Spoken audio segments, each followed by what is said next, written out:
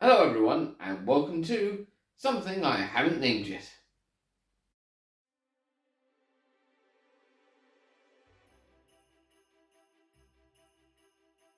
Yes, hello everyone, and welcome to, as I said, something I haven't named yet, and it is something located in this slightly crowded corner at the moment.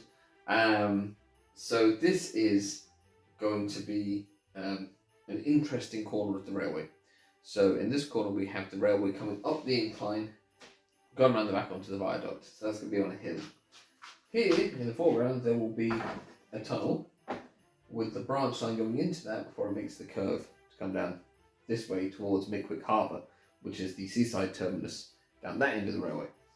And beneath that, although it will be higher than this, maybe, I'm not sure, only a little bit higher I think, we have a sort of a lower town or village that is going to be served by a circuit of 009 track. It's only an oval with a sort of a bit of a wiggly bit in it. Though I'm not going to include any points because I don't want to get too complicated, and I'm just going to have a little train running around whilst other stuff's running, and I can occasionally stop at the station if I want to change over the stock. That's the plan anyways. Whether that actually happens, we'll see. So I've got the track laid out here. I've got a piece of power track. It's got feeder wires already soldered to it. They're actually fitted into the sleepers from Pico. It's all Pico track. Mostly bought second hand from Hatton's a long time ago. So the plan is to have that sort of laid out, whatever, how it's going to be. This episode, however, is about actually getting to that point because,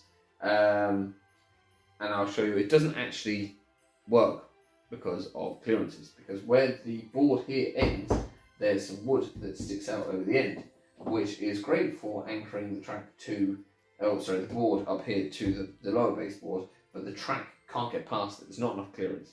And hopefully by sawing off a little bit of the wood, I should make enough clearance. So that's what we're going to do.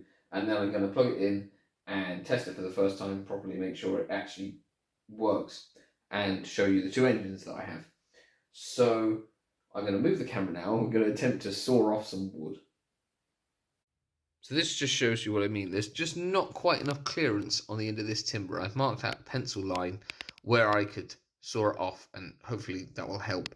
And hopefully if I ever get any boga coaches in future, they won't have any trouble then. So you can see there where it's screwed into the board, so I was then going to have to go further over than that. And hopefully I won't mess anything up. So I'm going to get my saw and we'll do it. And as you can see, because it's the 4th of December, there are 21 days until Christmas. Right, so I've just got my little saw here, and we're going to attempt to cut this piece of wood. This is not the best position to be trying to cut the wood in, but I don't know how I'm going to do this.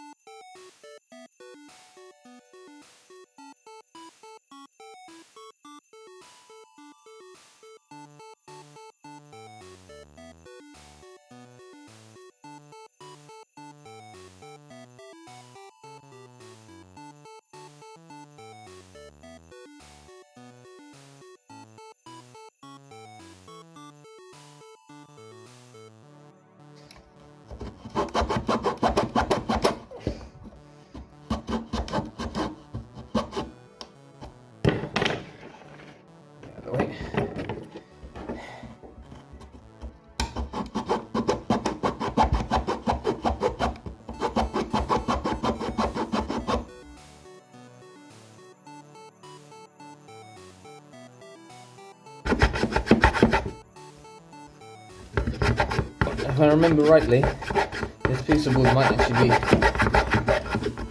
glued in place. So the next job will be to get rid of it.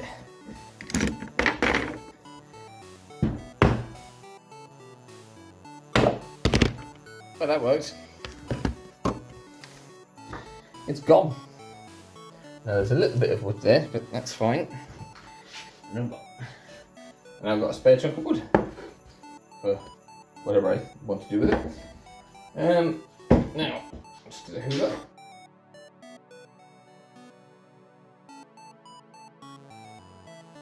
So now we can attach these wires to this little block for now.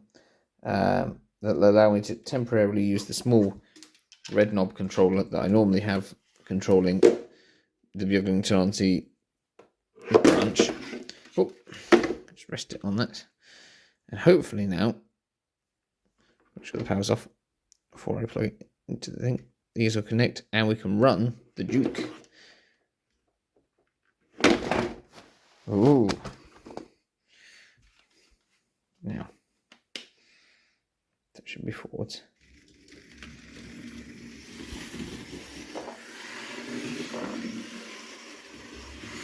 Well, he made it all the way around.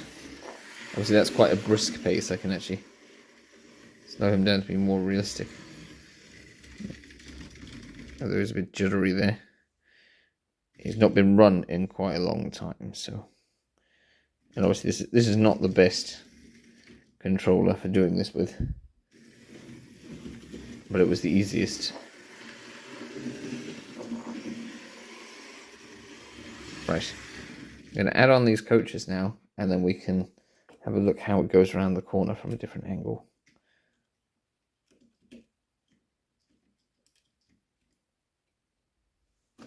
I think that's how you're supposed to couple these. They're all, there's like a different type of coupling on each of these pieces of rolling stock. Right, so we'll try that one at the front instead, and then we'll try that one there.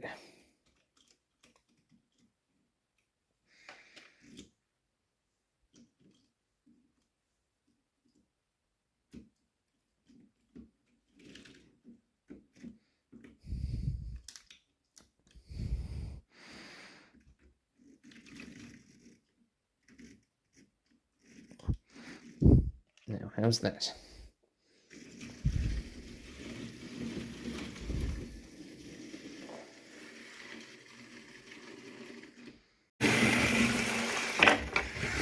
Okay, that didn't work. Too fast, Julie. Here we are. Let's see if we can go around again without stopping.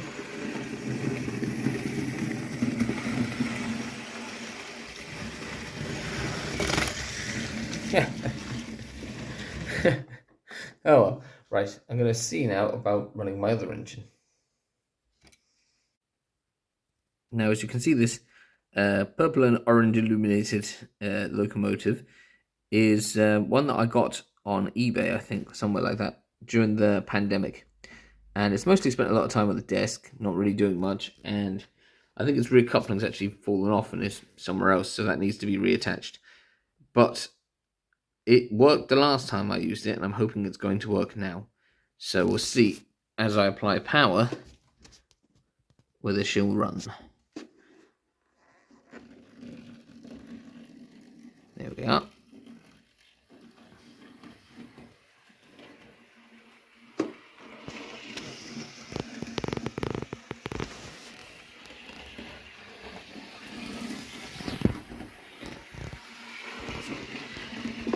Right. It's fallen over.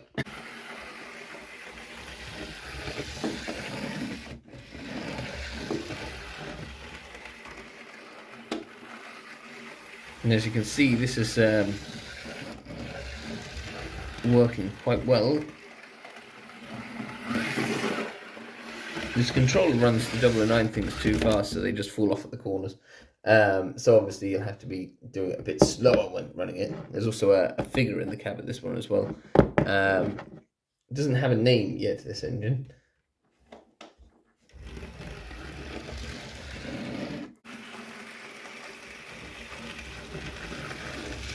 This spot here, where the track comes around this curve, is where the railway is going to emerge from a tunnel, and there'll be a little station and platform here. And then when it comes along to here, I'm thinking there'll be a river on this side before the end of the harbour walling of the harbour branch. I don't know if I'm going to need to take out this short straight and make the curve shorter because of the track plan of the branch, so I have to double check that. And then it'll go underneath the viaduct and around the back into a sort of cutting, I suppose. I'm not sure what I'll do about where the wall is. Maybe I could have some stone wall or something there, and then just plonk some foliage on the top. And then it'll go around the back. It'll still be out in the open. There'll be like a steep drop of a cutting behind the main lines, and then it will run into a tunnel at the back. But obviously down here is open, so I'll be able to reach in if anything comes derailed inside the tunnel itself. So it's just my little 009 corner feature. I want to have a little kind of village or hamlet or town or something, a bit like the seaside village in Thomas the Tank Engine.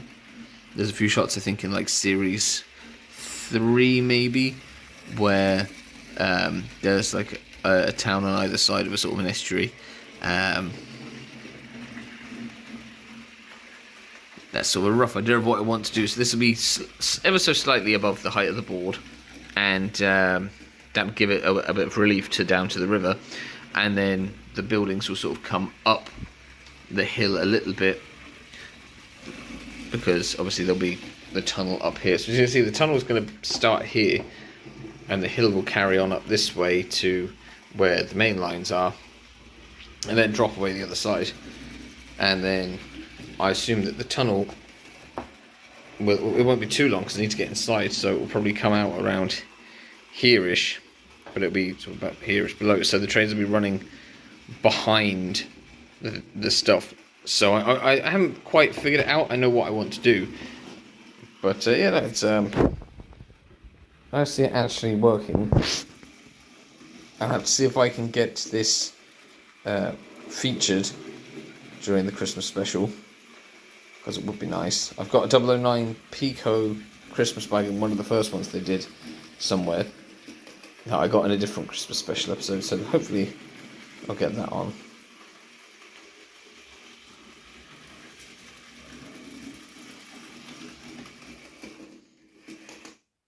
Ooh, we've stopped. I think the tracks come separated, but that'll do for now.